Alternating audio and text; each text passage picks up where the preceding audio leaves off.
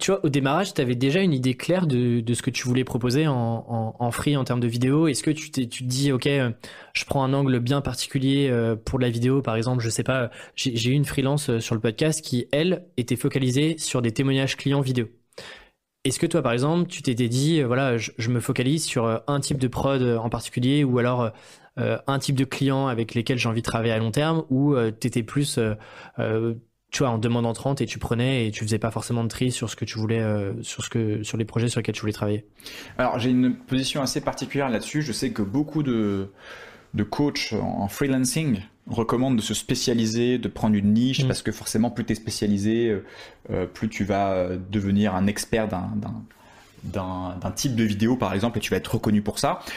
Moi j'ai toujours pensé que se spécialiser dans donc pour donner un exemple à un gens qui écoute, au lieu de dire je suis une agence de production vidéo, tu peux dire je suis une agence de production de vidéos de mariage en Île-de-France. J'ai n'importe quoi. Mais du coup c'est Ouais. une spécialisation un peu comme ton ami qui fait des témoignages clients. Le problème de faire ça, c'est que tu peux très vite quand même t'ennuyer et perdre un peu la passion que tu as, tu vois. Et moi en fait j'ai décidé au début de rester assez généraliste et de faire plein de choses différentes. Et je pense qu'en vidéo, ou en photographie, ou dans des domaines créatifs, ça peut être une bonne idée justement parce que tu testes plein de choses.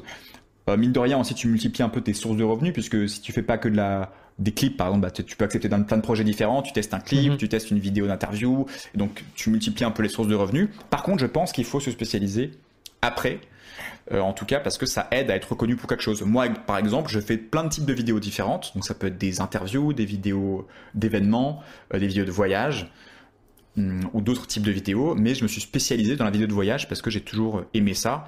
Et là maintenant, je me market, tu veux, comme studio de création de vidéos de voyage et lifestyle, puisque j'aime aussi des vidéos de ce style-là que j'ai fait pour des influenceurs, par exemple, ou quoi. Donc je me suis spécialisé, mais dans un second temps. Et pour la chaîne YouTube, c'est pareil. Je me suis dit, est-ce que je fais une chaîne YouTube sur le mariage, par exemple, encore le même exemple, ou est-ce que je fais une chaîne juste pour apprendre la vidéo? Finalement, j'ai choisi d'apprendre la vidéo et tu vois, ça a fonctionné. Donc j'ai un discours un peu nuancé par rapport à la spécialisation et la niche, tu vois, quand tu fais quand t'es en freelance. Mais pour le coup, je suis entièrement d'accord avec toi.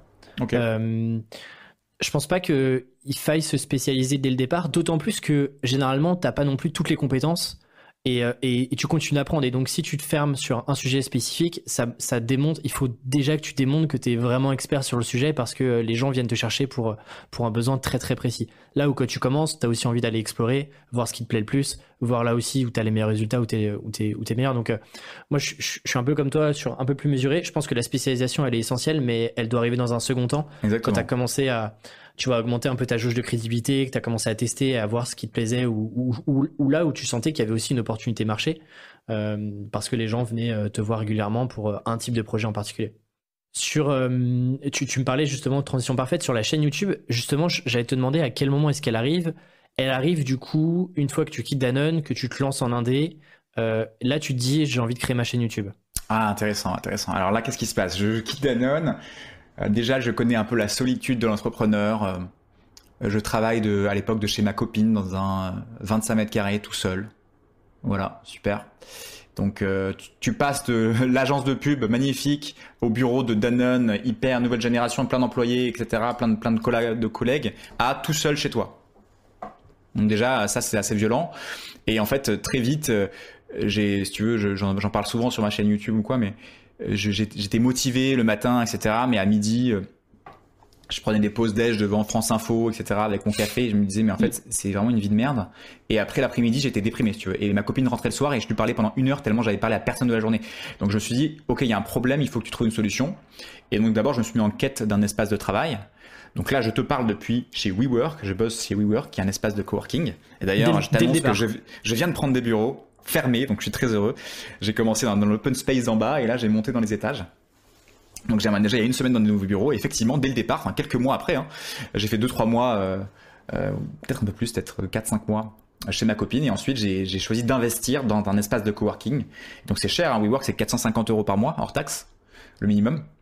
Donc c'est cher pour un freelance qui débute, mais c'est le meilleur investissement que j'ai fait. Donc chacun est différent. Des personnes peuvent travailler de chez elles ou quoi. Moi, je ne pouvais pas. Si vous êtes comme moi, n'hésitez pas à investir dans un espace de coworking. Ça peut être une, une dépense assez chère, mais moi, ça c'est, si tu veux, le ROI de l'espace de coworking est immense. J'ai rencontré plein de gens des clients, des mentors business. Quand j'arrive, je peux arriver à 7h du mat, je me sens hyper chaud pour travailler et je suis hyper productif.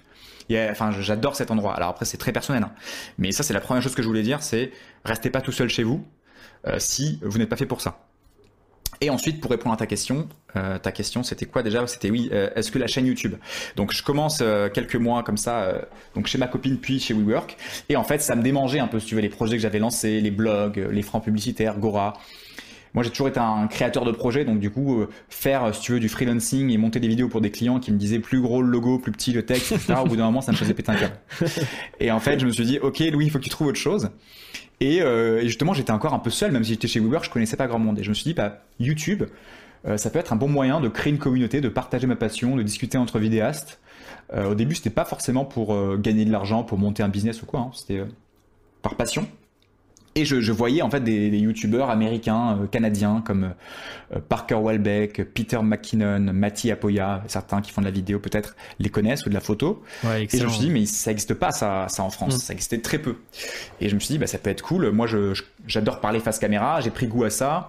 Je m'y connais un peu en vidéo, même si j'ai pas un niveau de ouf, je pense que je peux quand même apprendre des choses à des gens. Tu vois, j'ai jamais eu ce syndrome de l'imposteur. D'ailleurs, c'est un syndrome, je sais pas, il y a tellement de gens qui ont ce syndrome-là, mais c'est vraiment une erreur totale. N'importe qui peut apprendre à des gens du moment que tu connais un petit peu de choses. Tu peux apprendre aux gens qui connaissent moins que toi. Donc il y a aucun problème à dire, je lance une chaîne YouTube ou quoi. Il n'y a pas de syndrome d'imposteur à avoir. Juste, il faut arriver avec une position assez humble en disant voilà, je m'appelle Louis, j'ai tel âge, j'adore la vidéo comme vous tous, je vous partage mes quelques connaissances. Et au fur et à mesure, à force de faire ça et d'être régulier, parce que c'est ça le secret, hein, c'est d'être régulier sur YouTube ou dans n'importe quel projet, et ben en fait tu deviens un expert et tu passes du niveau 1 au niveau 2, au niveau 3, au niveau 4 et ensuite tu apprends au niveau en dessous et tu progresses comme ça et après tu te crées ta légitimité, tu vois. Et donc, ouais.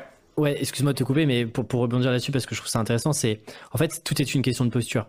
Si effectivement tu prends la posture un peu sûre de toi en disant voilà, moi je vais vous montrer comment ça fonctionne, et t'as presque une posture de gourou slash pseudo-expert, effectivement ça marche pas et t'as toutes les chances d'avoir ce syndrome-là qui t'empêche de créer.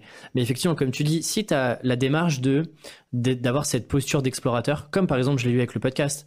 Moi, j'y connaissais pas forcément, j'étais pas un expert du freelance avec 10 ans dans les pattes, mais avoir cette posture de me dire, voilà, je documente ce que j'apprends au fur et à mesure, je vais rencontrer d'autres personnes potentiellement qui en savent plus que moi, et je partage tout ça. Rien que ça, déjà, bah, t'as pas besoin, enfin, t'as juste besoin de ça, entre guillemets, pour créer et juste faire des choses pour apprendre à d'autres qui sont potentiellement au même stade que toi.